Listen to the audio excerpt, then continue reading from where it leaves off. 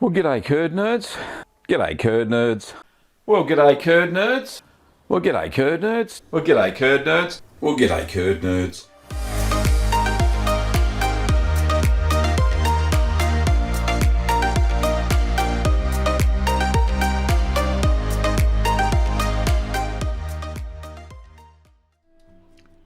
Well, g'day, curd nerds. Welcome back. I'm Gavin Weber, and I'm the host of the show. This is Ask the Cheeseman episode 375, and this is where you can ask your home cheese making questions.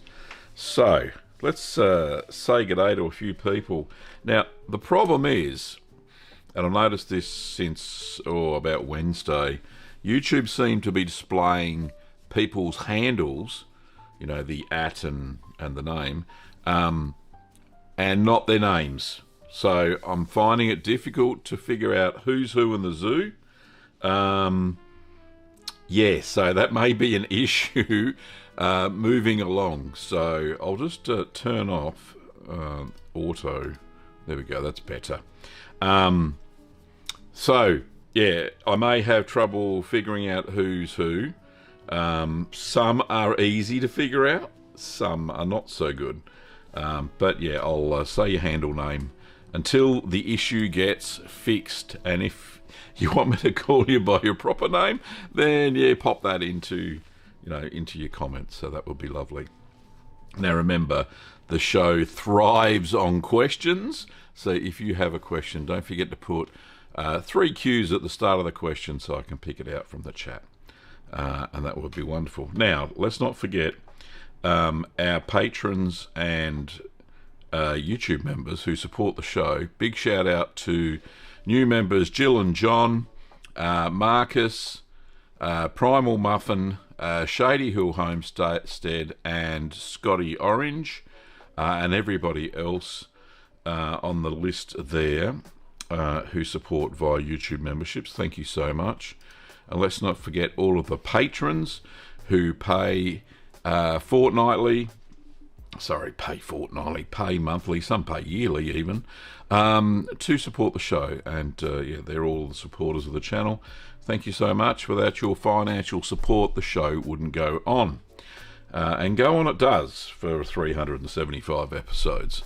All right, very cool. What else we got going on? So, as far as videos goes, marinated goat's cheese video is still in production. It's going well. The cheeses are just drying out a little bit, so that's looking pretty good.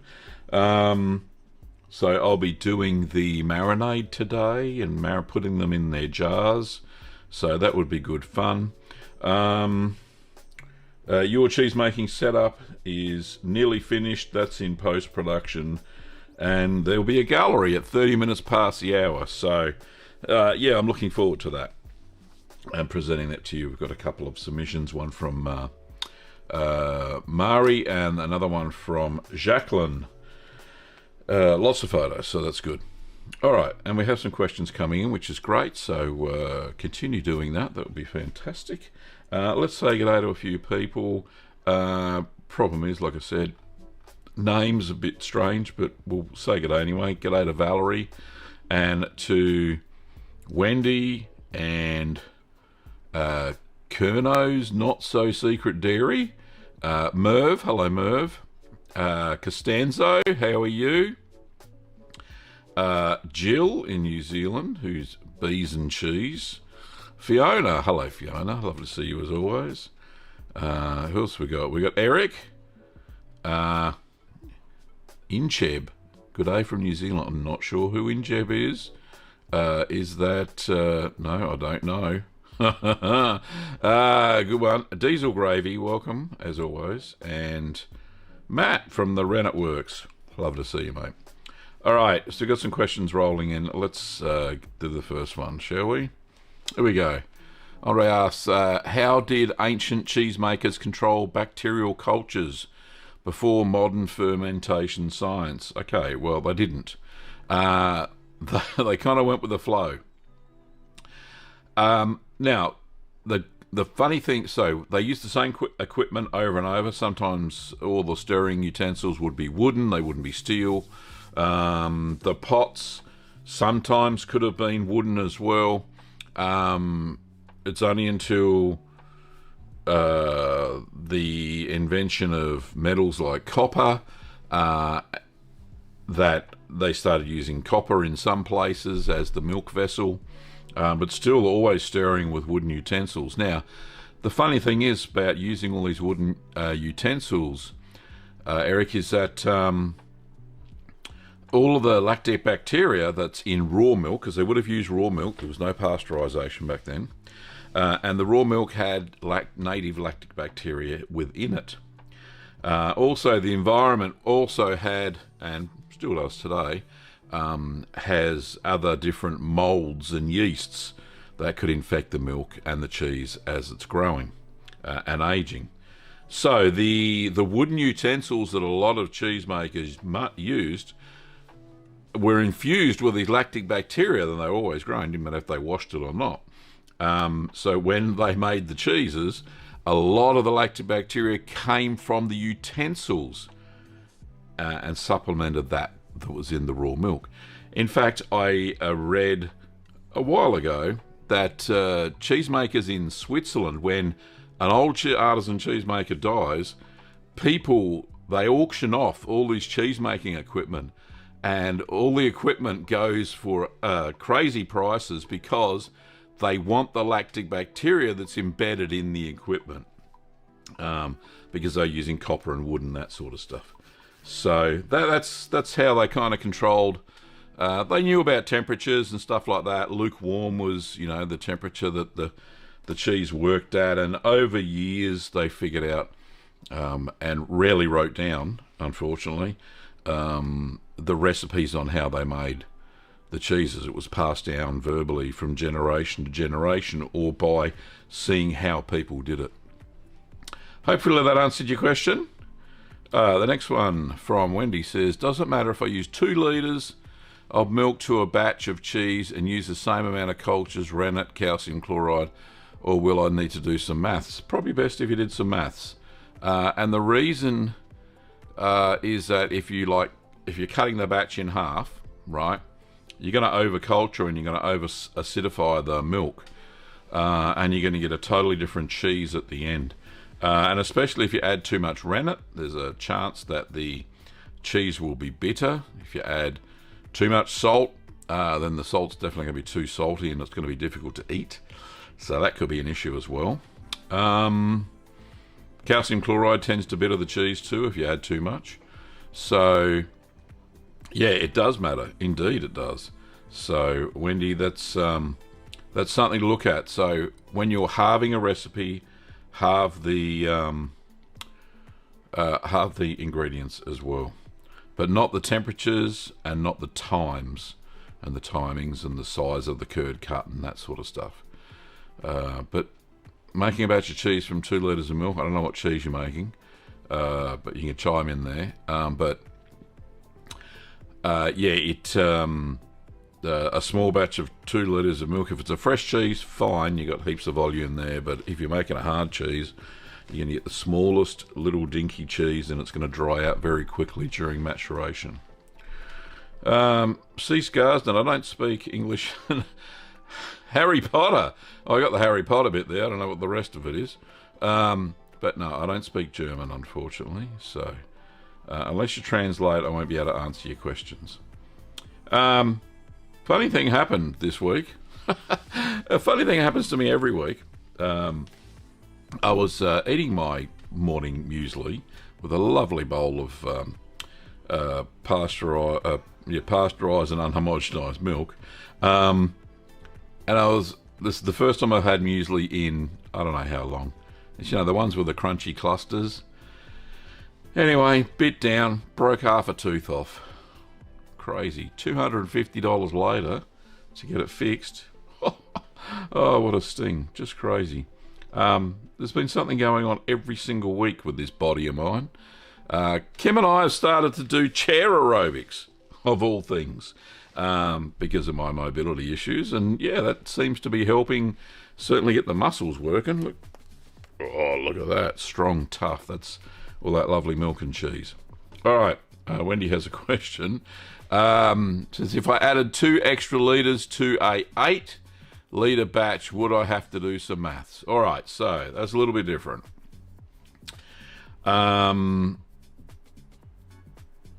Yeah, so that's a little bit different, Wendy. Not so much. 8 litres to 10 litres is not that much of a stretch. In fact, most of my 8-litre recipes you could use 10 litres with without any issues. So in that case, no, not a problem. All right, cool. Donna, hello, welcome. And Ahmed, g'day mate, how are you? Fantastic. So, don't forget, other question, throw a question into the chat, or the show is just me waffling about anything. Okay. Now, one of the things I noticed, the difference between marinated goat's cheese and the marinated feta that I normally make. Marinated feta is a little bit firmer, of course, because that's used a lot of rennet. The marinated goat's cheese that I'm making currently is very, very soft. And I've noticed we recently bought a jar of marinated goat's cheese from Meredith Dairy, and it's exactly the same. Very soft. You've got to kind of like scoop the cheese out with a spoon. So it's not like, put a fork into it. Otherwise it'll just disintegrate. So just when the video does come out, just be aware of that the marinated goat's cheese is a lot softer than marinated feta.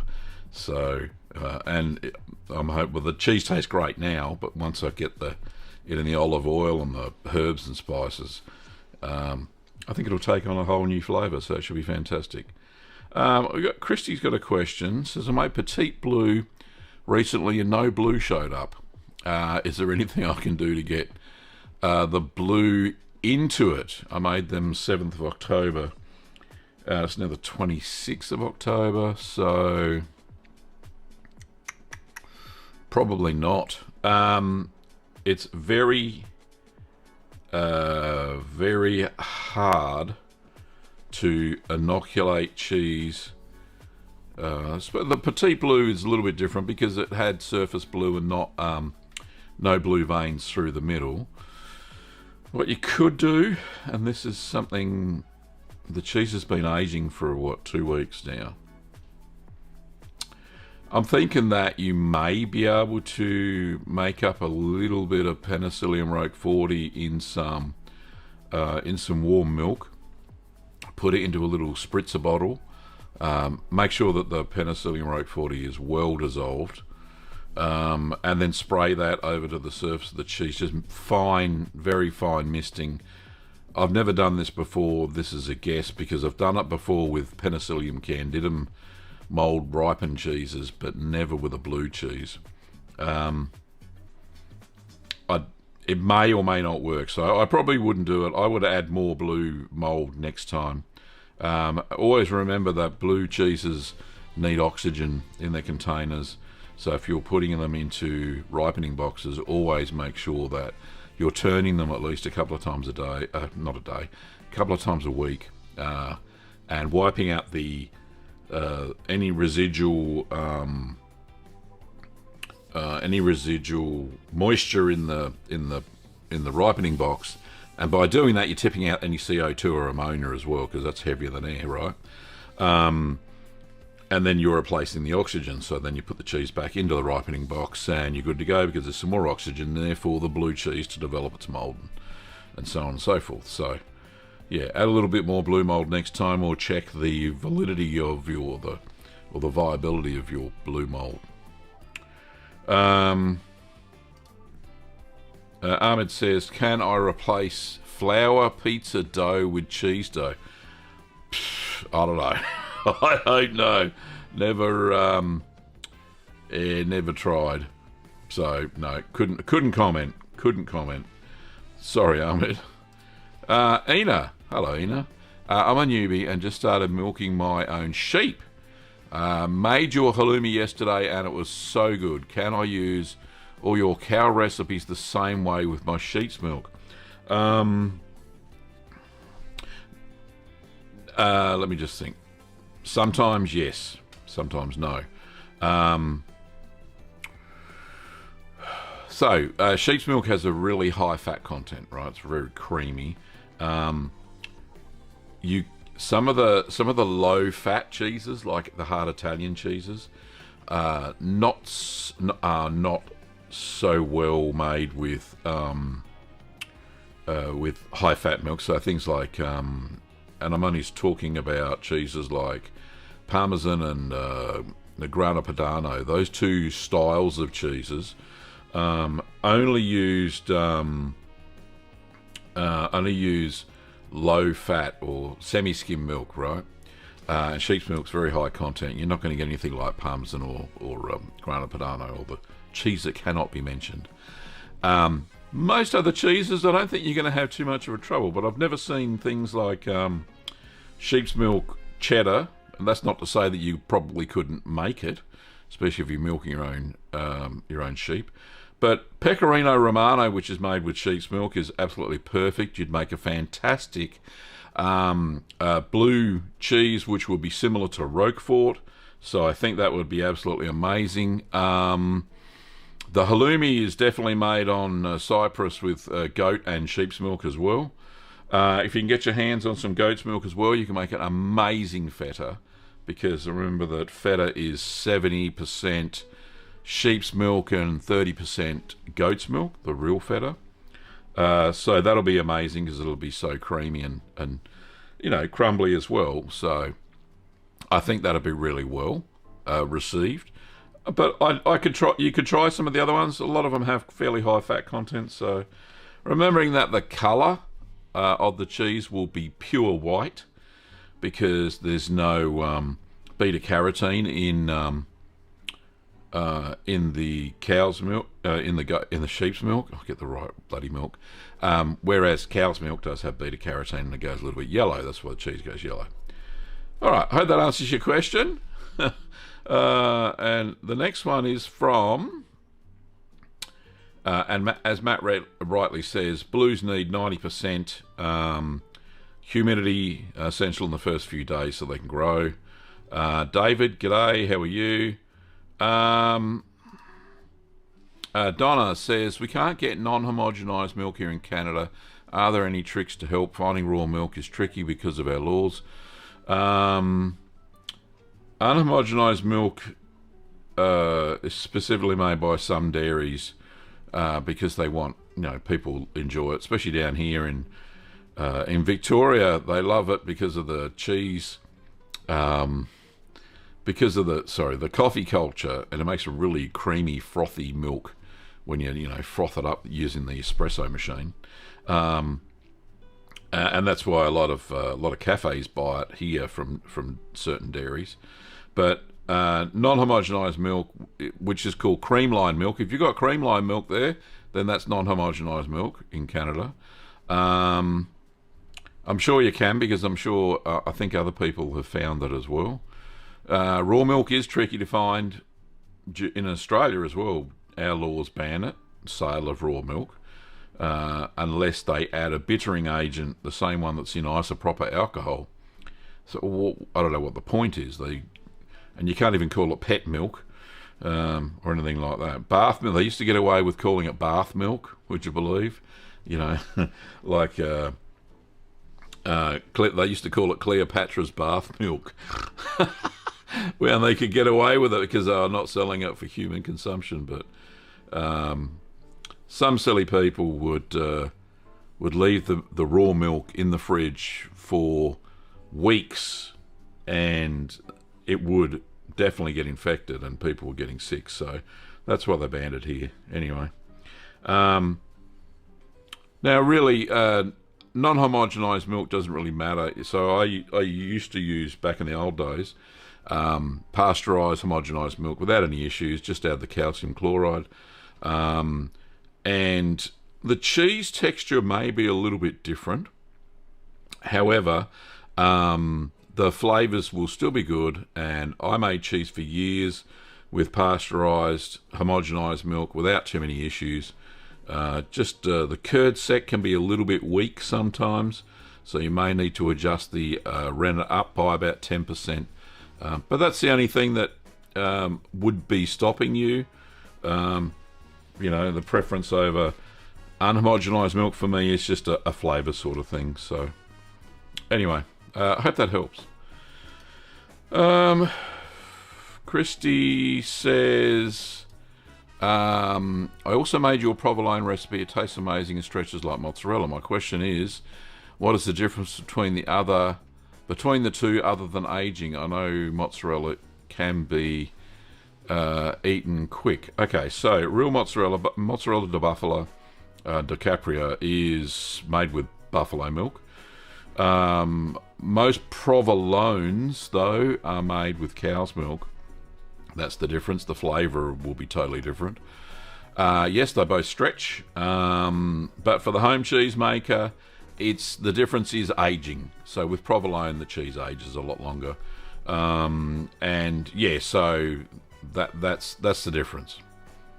Okay, so Liz has a question. Says, good morning from New Zealand. Sadly, I'm only here live briefly. I'll catch the replay later. Tom brining this morning. I'll be collecting milk later today for an Orkney farmhouse. Fantastic. Well done, Liz.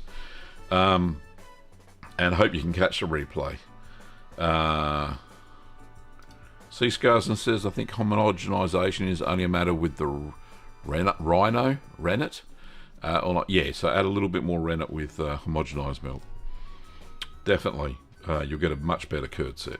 All right, Merv has a question. Says, making your Gouda cheese recipe today, what's the best way of aging? Wax or vacuum pack? Look, these days I tend to lean towards vacuum packing. Gouda is a little bit on the soft side to start with, so vac packing could compress it a little bit.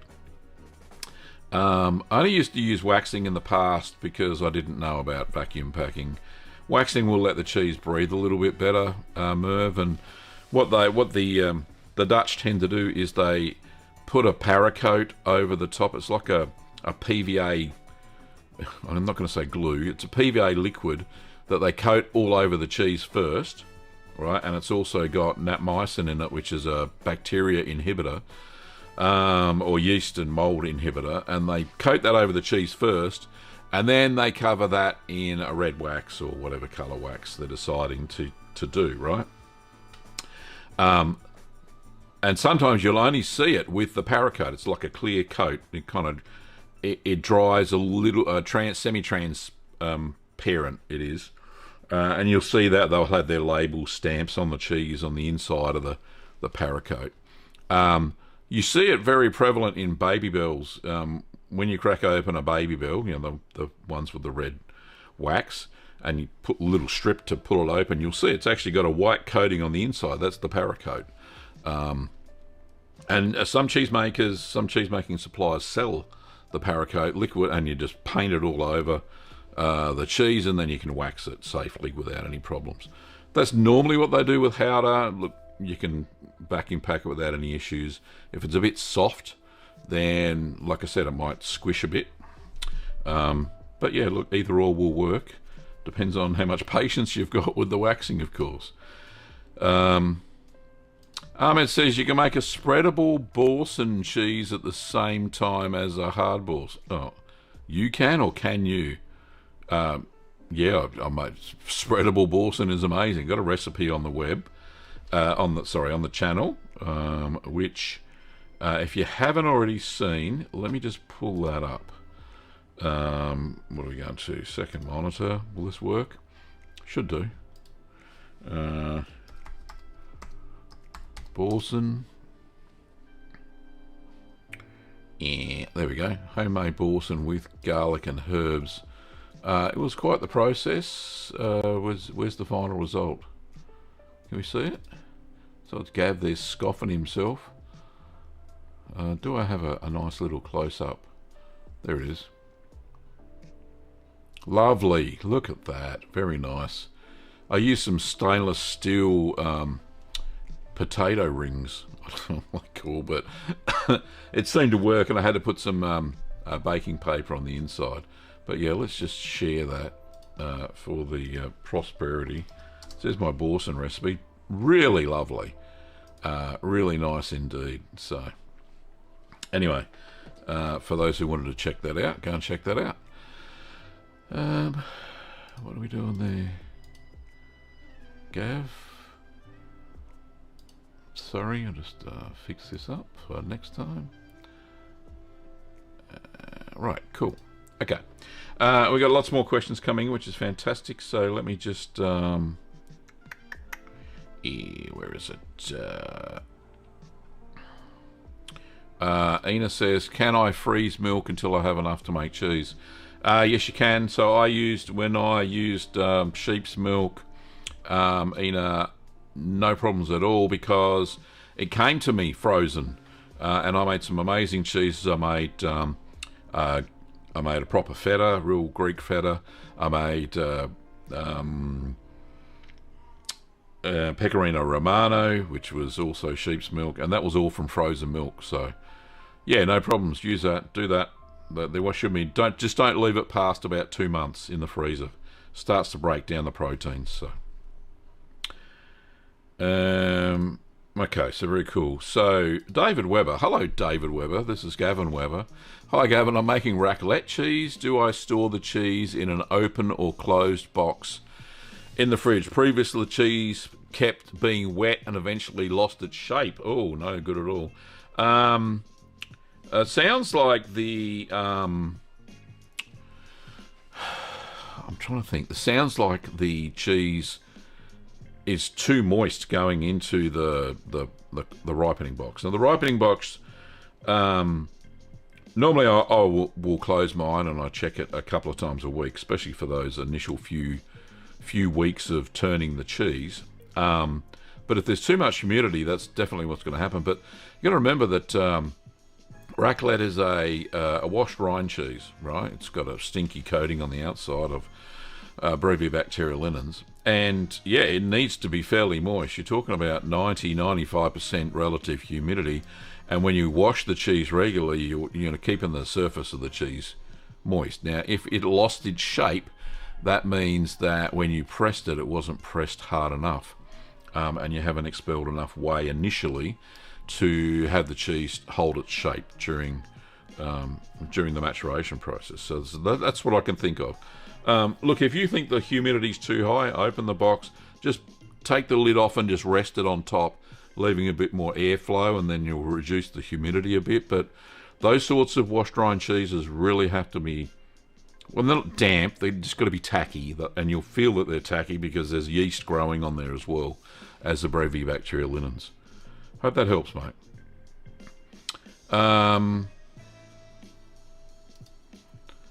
Ina says, or how long can I collect milk in the fridge before it's too late to make cheese? Okay, with raw milk, you're getting it straight from the sheep.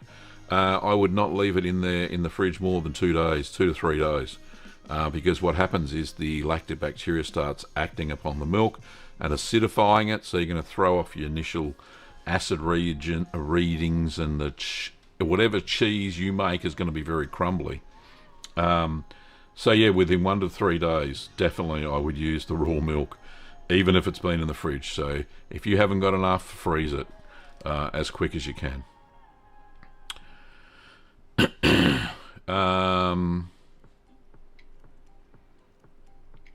Not sure what C Scales are saying. I think no homogenized milk is a little bit, I don't know what uber wort is, by this milk fat and milk separated normally, so you can perhaps get a low fat, which you need for hard cheeses. As you're talking about combining different types of milk. Okay, so I think I know what your question is, I think. So we're talking about if you want to mix cream and milk together to get different percentages, or if you want to use skim milk and increase the fat content a little bit by adding cream, then there's a method you can do that. It's called Pearson Square. Let me just see if I can find the video. Yeah, here it is here. Second monitor. So there's a video I put out called Calculating Milk Fat for Cheese Making using Pearson Square. Uses a little bit of science, which is magical. I love it. Go and check that out. It's increasing or decreasing the fat content of your milk. That's time for the gallery, but all right, I'll pop this in there. Okay, so this is called Pearson Square, and it will help you change the fat content of your milk by adding cream or adding skim milk, which has basically got no fat in it at all, 0.1%, to full cream milk to bring the overall fat content of milk down. If you say you haven't got, if you can't get, say, 2% milk, 2% fat milk, which you need for Parmesan or Grana Padano, right? So you can adjust it. Just go and have a look at the video. It's very intuitive. Have you ever harvested your own milk? Funny to say that. I grew up on a dairy farm until I was about 16. Yes, I have harvested much of my own milk. Mainly by machine, rarely by hand. You wash the teats and put the suction cups on, and then it all goes into one big vat anyway. So we used to have a herd of about 110 cows that we used to milk twice daily. My dad was the farmer; he was the dairy farmer. So yeah, that was very cool. Yeah, so yes, I know all about shoveling cow shit too, so don't you worry about that. All right, lots of questions coming in, so keep them coming. We're gonna show the gallery now. I'm just gonna bring that up because we have some fantastic gallery photos today and commentary. Let me have a look. Second monitor, of course. So here's the gallery today. Let's just zoom in and get the cheese and not the whole cheese board. So this is from Jacqueline Welsh, and we also have some contributions from Mari, so we will get to those in a second. But Jacqueline said, hi Gav, this is a basic feta that I made using 1 gallon of raw cow's milk. I was meaning to store it in a brine/whey solution, but after a few days decided to change it to an oil blend, half olive oil, half sunflower, because it was starting to get too soft in the brine, which I don't like. I added all sorts of herbs to the oil blend: fresh rosemary, quickly blanched, fresh garlic, some dry Italian herbs, bay leaf, home-dried red onion slices, and chili, plus cracked pepper.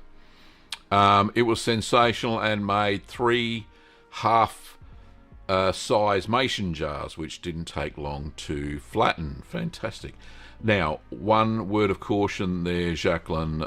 Fresh garlic is probably not the best thing to add to oil because the garlic reacts with olive oil and forms botulism.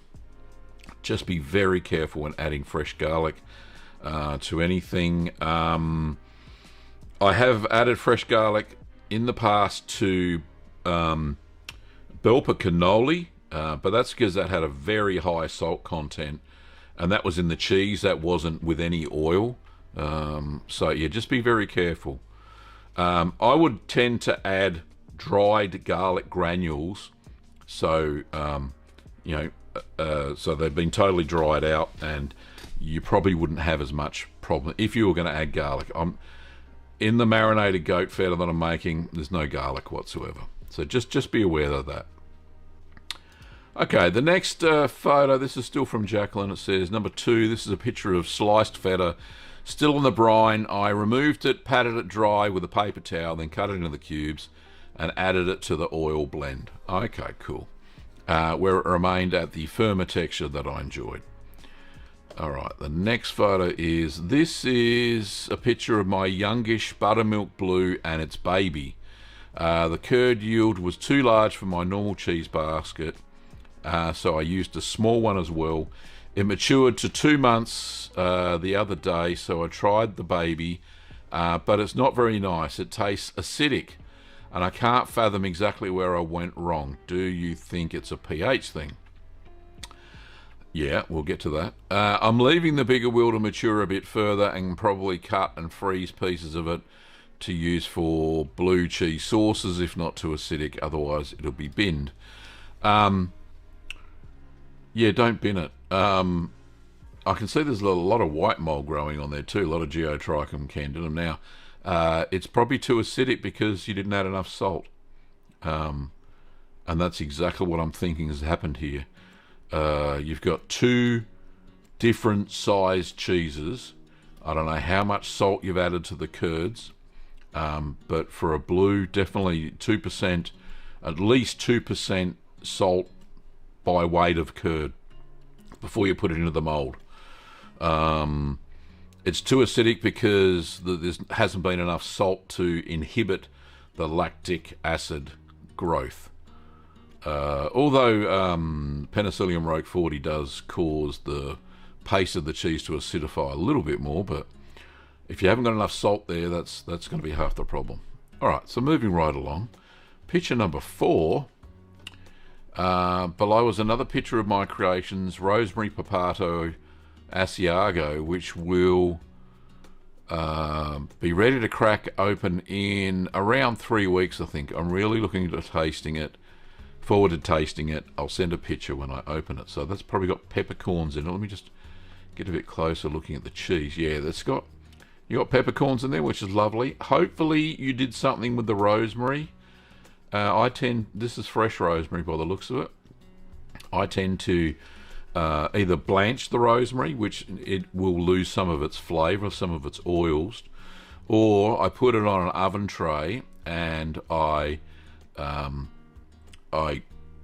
put it in the oven at about 120 degrees Celsius and spread it all over an oven tray, of course, chopped or not chopped. And it will help get rid of any yeasts or bacteria that may be lurking on the fresh rosemary. Hopefully you won't have any issues with it, but yeah, I wouldn't be using fresh rosemary. Okay, next, this is still from Jacqueline. This is a strange one, a Jarlsberg which flattened out during the warm aging stage. Our temperature is averaging 22 degrees in the coldest room in the house at this time of the year. Due to it flattening out like this, the eyes were not round but also flattish. It tastes great though. Unfortunately, I don't have a picture of the inside. Once I cut into it, we ate it all. Fair enough. Look, this will tend to happen, especially at higher temperatures. Because remember that a Jarlsberg or Penicillium, no, what's it called? Propionic shamani, which is the cheese that the bacteria that ripens this cheese, tends to like between 16 and 18 degrees Celsius. Any higher, and then it tends to expand, whether it outwards or upwards. In your case, outwards. The paste has got softer quickly, and that's what's happened here. Yeah, look, sometimes this can happen. But yeah, the eyes will be flat as well. Remembering that a Jarlsberg wheel is absolutely massive. It's about 40 kilograms. So, you know, our 1 kilogram version of these cheeses won't always look the same. So, but yeah, if it tasted great, fantastic. All right, so the next, this is still from Jacqueline. She's got heaps of photos. I made your Guido's hard Italian cheese often because the family goes nuts for it. I think it's nice, but I do prefer a nice Alpine-style cheese like Jarlsberg or Gruyere. Below is a picture of a vacuum-sealed Guido's. Yeah, Guido's is a very mild, hard-style cheese. I know it's ready quickly, so it's within 3 weeks or so. So yeah, look, I love it. It's not, and by the way, it's not my cheese. It's Guido's cheese. The recipe, not me. So anyway, we'll get a bit closer. There it is. Using raw milk, so that'll have a lot of flavour too, by the way.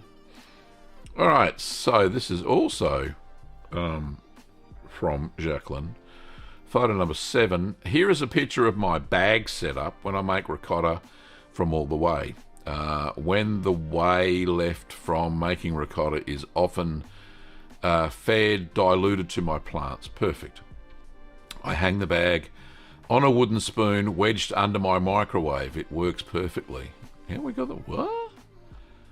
Microwave. Oh, right. So you got the wooden spoon shoved under your microwave and then the bag tied on top. Well, that works. Hey, look, whatever works. I stopped putting mine on the knobs of my cupboards because I might snap the knob off because it's quite heavy, the bag sometimes. But yeah, that looks great. Another one from Jacqueline. This is the raw milk she gets. So I get my milk from a local farmer who has Jersey cows. I usually take him between 5 and 6 sanitised 2-litre soda bottles, and he fills them up for me on Friday, and then I can make cheese most weekends. As you can see, it's very creamy. Yeah, Jersey milk's around 5% usually, 5% fat. Well, in this case, it looks like a little bit more than 5%, as you can see here. There's the cream line. It stops just there. So, yeah, I think that's quite amazing. That's like 6, 7, maybe a little bit more, even more. Yeah, that's nearly 10% fat. That's crazy. Yeah, easy. If not more. Anyway, can't guess. Can't test it. Can't see. Anyway, perfect. I was thinking, Jacqueline goes on to say, I'm thinking of imprinting a logo or a flower pattern or anything like that into my cheeses and then pressing them, but I haven't found anything suitable yet. If you had to sell a fun plastic food safe logo like Curd Nerd, I would definitely buy it. Problem with stamping things into cheese as a logo, so like making an impression into the cheese, very hard to keep mold out of those impressions. You got to use, when you're wiping the cheese to get rid of mold during the cheese making maturation process, what can happen is the mold gets stuck in there and can cause issues. Stamping on the outside, a lot of companies burn. Well, some companies burn. Matt from the Rennet Works has a fantastic method. He smokes a image into his Templar cheese, and if you haven't seen that, just go pop onto the web and look for the Rennet Works, and you'll find his Templar cheese, which he actually sells, and that's got a smoked cross, Templar cross, on the cheese, and that looks really cool.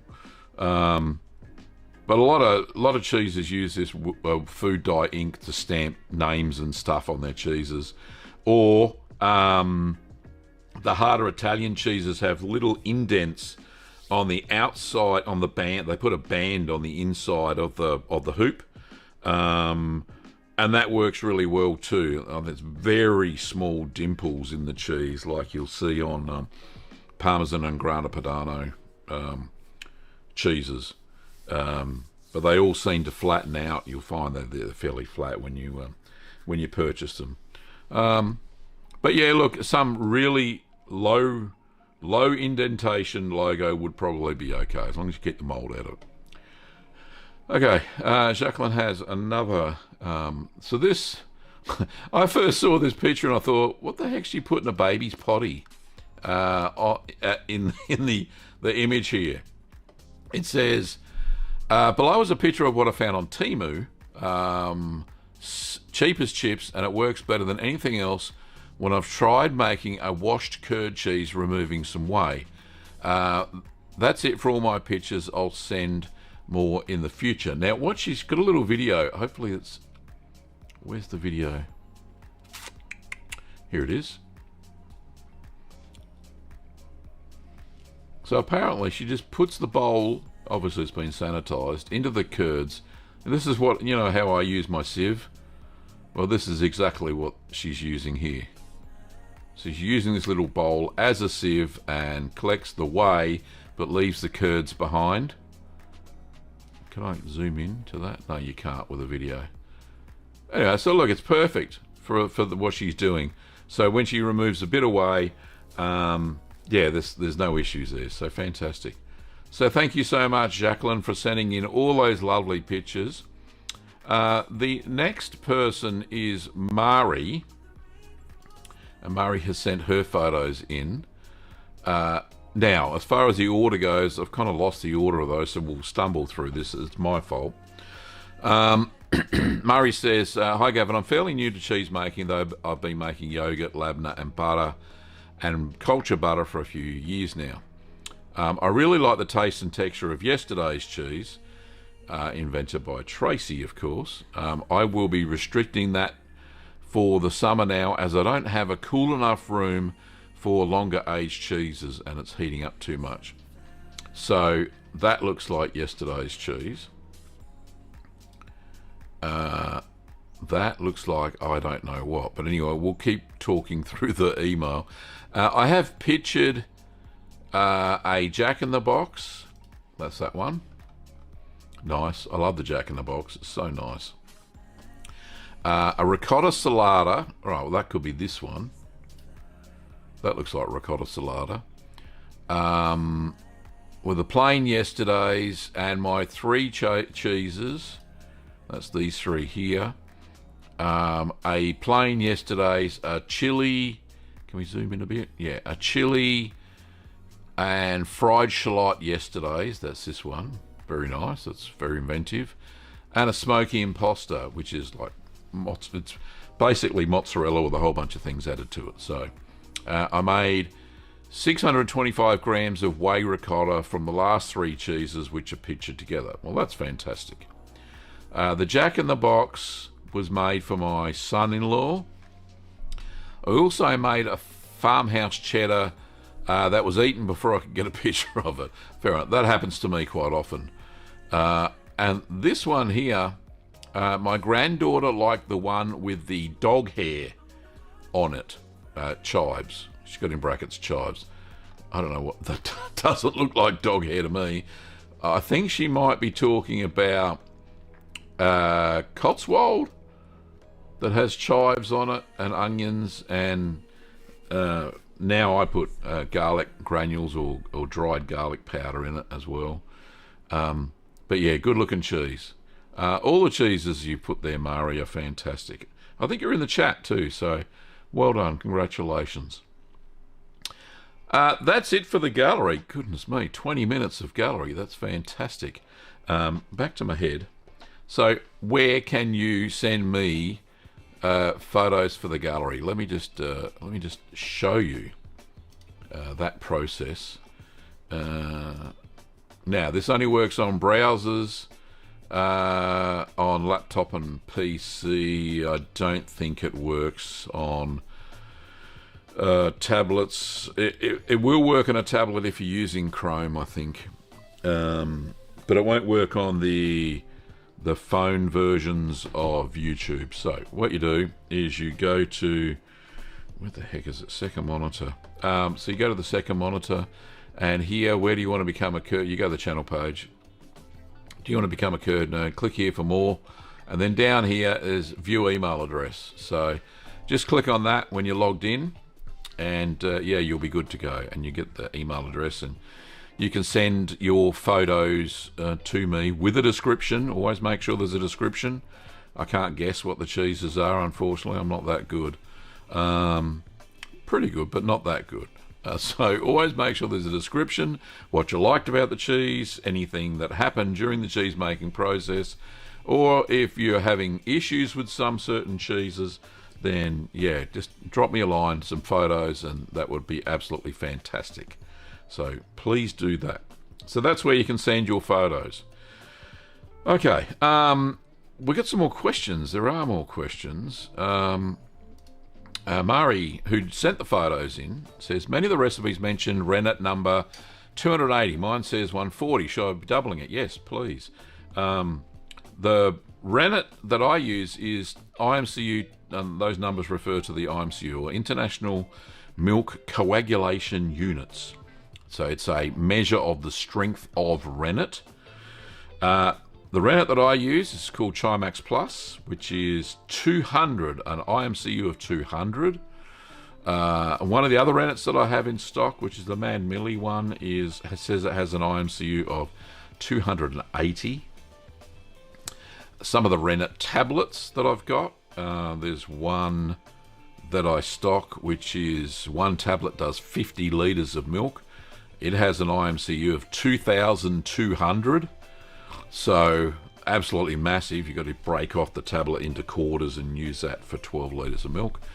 Obviously you're adding water to the tablet to make it into a liquid, so that's perfect. So with yours, if you've got 140, Mari, I would be doubling it for sure. Get up to 280, so I don't think you'll have too many problems then. That's if you're having problems with the rennet at the moment. Anyway, Matt says from the Rennet Works, there's his cheese there. You can see the little icon. See the Maltese cross there, or the Templar cross?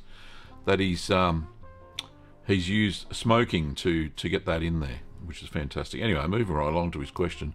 Gav, your Borson recipe was one of the first I ever made. So good, and still make it quite often. Cheers, mate. No problems at all, mate.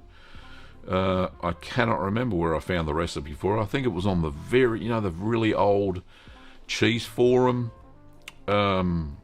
Cheese. I think it's still around. I don't think many people go on it anymore. But Cheese Forum had a written recipe of how to make that style of Borson. So I kind of followed it and made a video, and there it is. Beautiful. Ahmed said, how long should halloumi cheese be pressed? I usually press mine for about 2 hours, and that's just under the weight of about, I was looking at the halloumi video the other day actually, and I think it was about 4 kilos of weight between 2 boards in a bag, in a cloth, and it flattens out. So 2 hours pressed, and that's all you need, is the 2 hours. Don't press it much more than that, and then make sure you cook it. So you heat the whey up to about 95 degrees Celsius, cut the halloumi in decent sized chunks, plonk them into the whey, and when they float back up again, then they're ready to be salted and folded and put with mint or whatever you want to do, right? Hope that helps. House of Provel says, hi Gavin, just wanted to say thank you for your how to make American cheese video. Okay. Using your recipe as a base, I was able to figure out a recipe for making Provel cheese at home. That's amazing. It goes on to say, if you've never heard of it, Provel cheese is very popular cheese in St. Louis, Missouri, USA. Sadly, it's nearly impossible to find Provel outside of the St. Louis metro area. Well, that's fantastic. I'm glad you have perfected your recipe. If you wanted to shoot through a written version and I could try it myself, maybe even make a video of it, and then promote Provel from St. Louis, then yeah, that'd be great. Just shoot it to the same email address as I showed a second ago, and yeah, I'd love to see a written recipe, House of Provel. That'd be cool. Ahmed said, do you have any idea on snickle cheese? No, I don't know what snickle cheese is. Sorry. Mike, yes, better late than never. Thank you, mate, for turning up today. It's lovely. Michael says, I've been branding my cheeses with a red hot brass iron.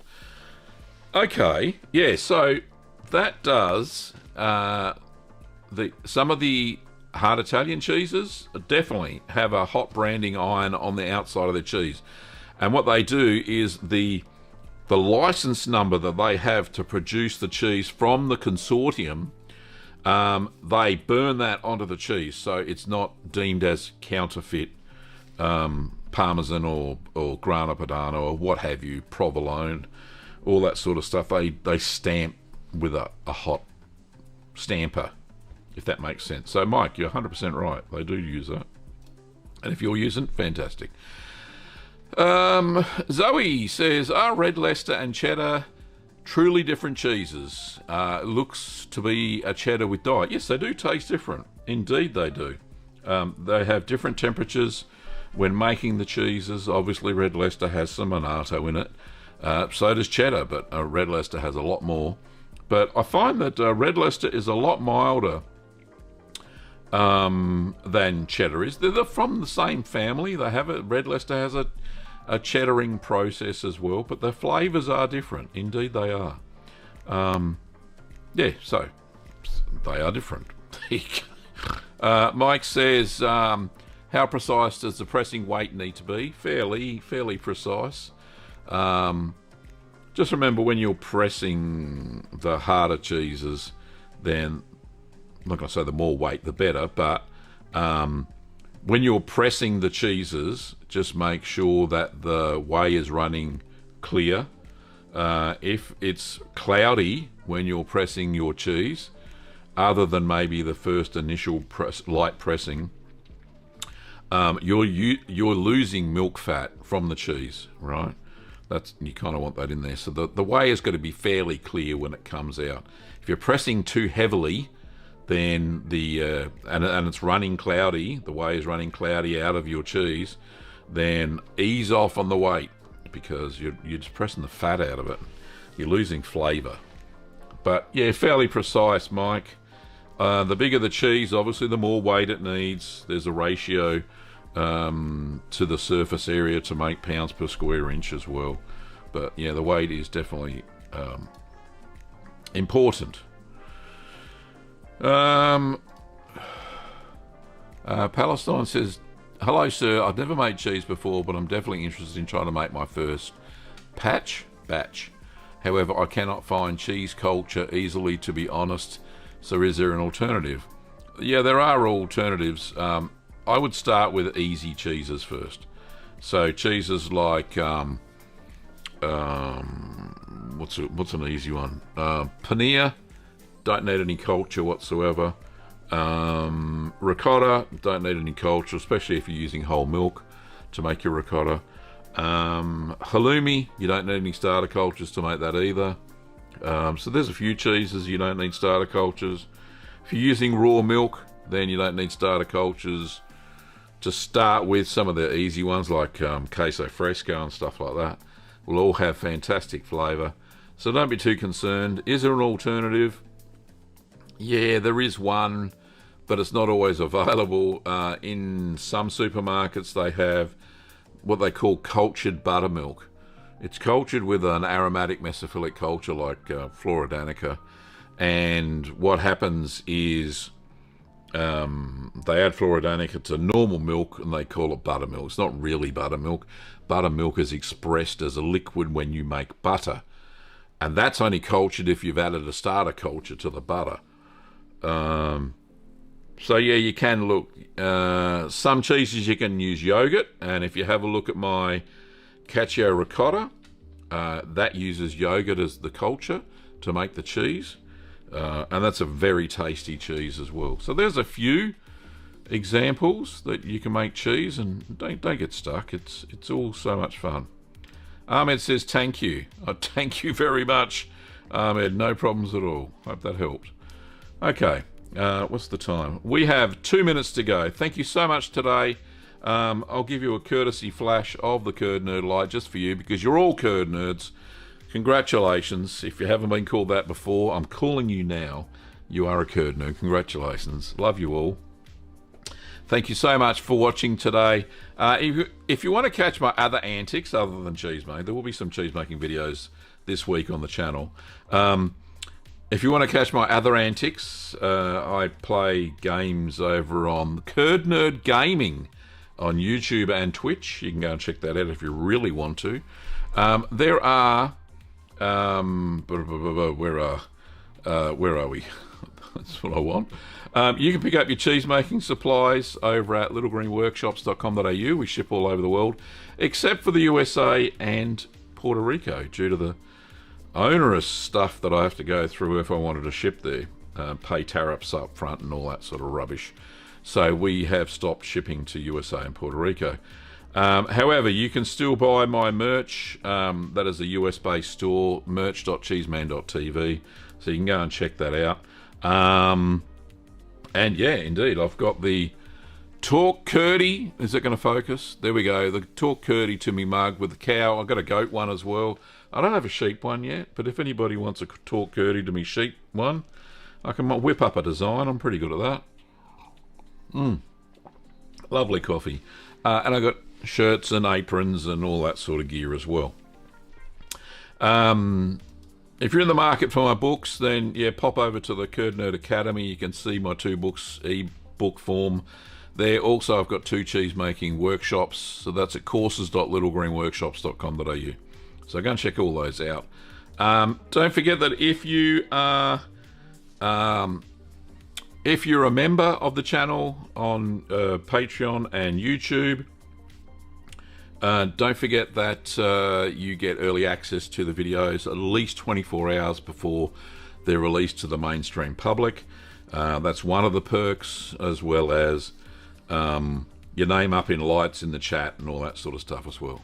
So, thank you so much for watching, and guess what? I'll see you next time. See you later. Bye-bye.